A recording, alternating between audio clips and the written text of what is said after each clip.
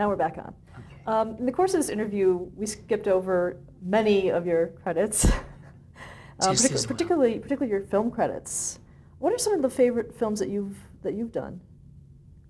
Fluffy. It's your favorite? Yeah. Why is it your favorite? Well, you had everything going with good people, Tony Randall, Shirley Jones, and a lion, and that was a real challenge.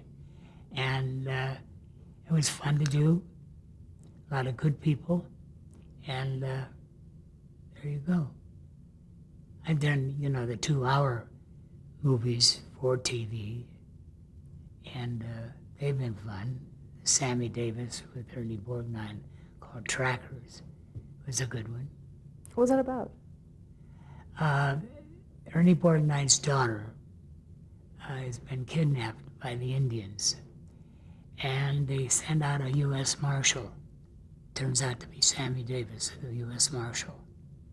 And that was a lot of fun. Oh, boy.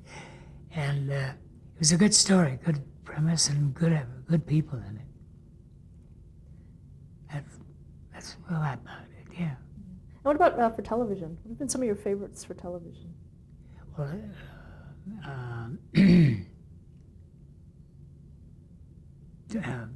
with RJ and Stephanie. Oh, Heart to Heart? Heart to Heart.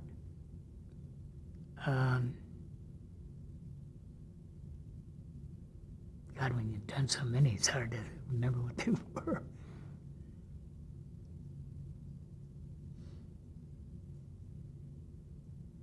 Boy, coached for a bit on that one. What advice would you give someone starting out as a director today? Number one, know what to do from a camera aspect, from anything for example, Karen, I can do to this day anything that anybody can do. I can trim an arc, can lay dolly track, can do all of that, which was embedded in me by the crew, so that, they say, okay, trim the arc, Earl.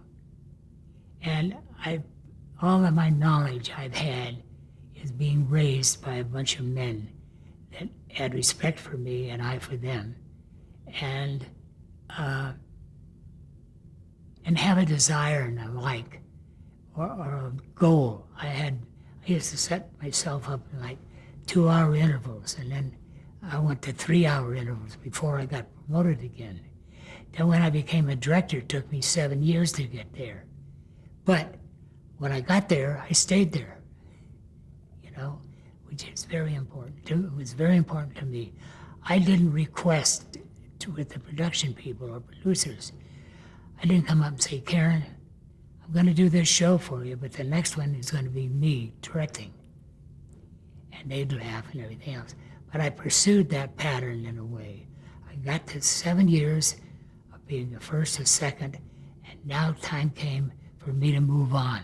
There was nothing more for me to learn except working with the cast. And so I would set my goal for that, and that's what I came up with. What advice would you give to an actor working with a director? Well, I would say listen to what he has to say. If you disagree, let's work it out. Because it's silly to disagree on some scene or something. It doesn't help the picture. It doesn't help you as an actor because you're fighting the job. And I suggest that learn what you should do as an actor or actress and pursue that and stay with it. And you're going to have a lot of ups and downs, but so what? Everybody does. The guy selling gas, he may not have the right change tomorrow. So, up and down. Okay, well, thank you very, very much for sharing your story with us. Well, you're thanking me. It's been a real pleasure. And I just hope I've come up to your satisfaction. Absolutely. And if not, cut it out. Spoken like a true director. Yeah. Thank you very much. My pleasure. And for the two guys, glad you're here. Been real nice, real nice. That's the Lone Ranger, Clayton Moore, and Silverheels, Tonto. They're having a little powwow there, as you can see, with a beautiful background.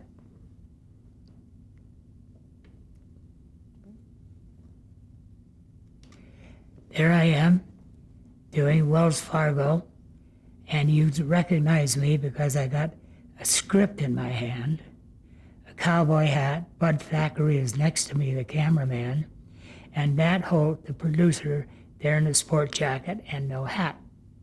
And that's the entire crew at the time. Great.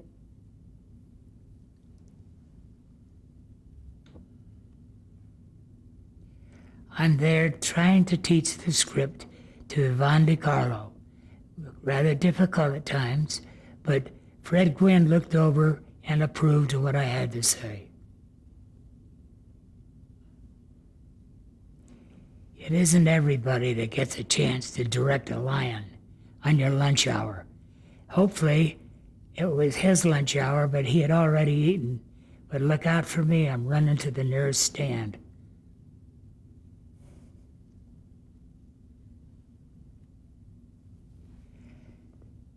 As you noticed in the previous picture, I'm working with a lion. Now the lion was Fluffy. Can you imagine a lion being called Fluffy? So I carried on, and here you have this photo. I'm in Hawaii now doing Fantasy Island.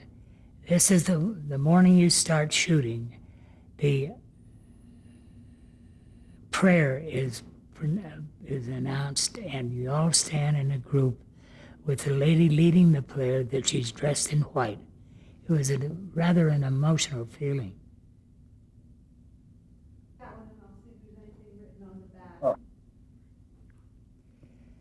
It isn't everybody that can stand on a stage and receive a Golden Boot Award presented to you by Ernie Borgnine.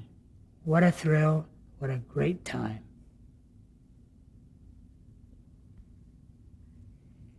No Strain is kind of a start again, can you?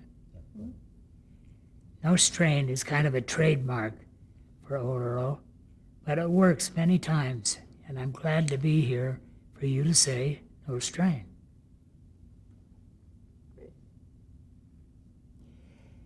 Did you ever have a pair of red boots? Well, let me tell you, you attract attention from all over. Just put them on and see if they fit.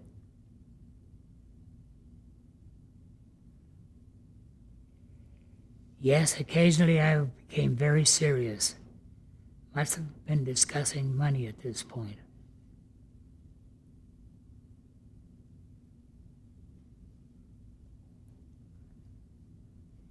Hi, I'm Earl Bellamy, looking at you and hoping you approve of this picture.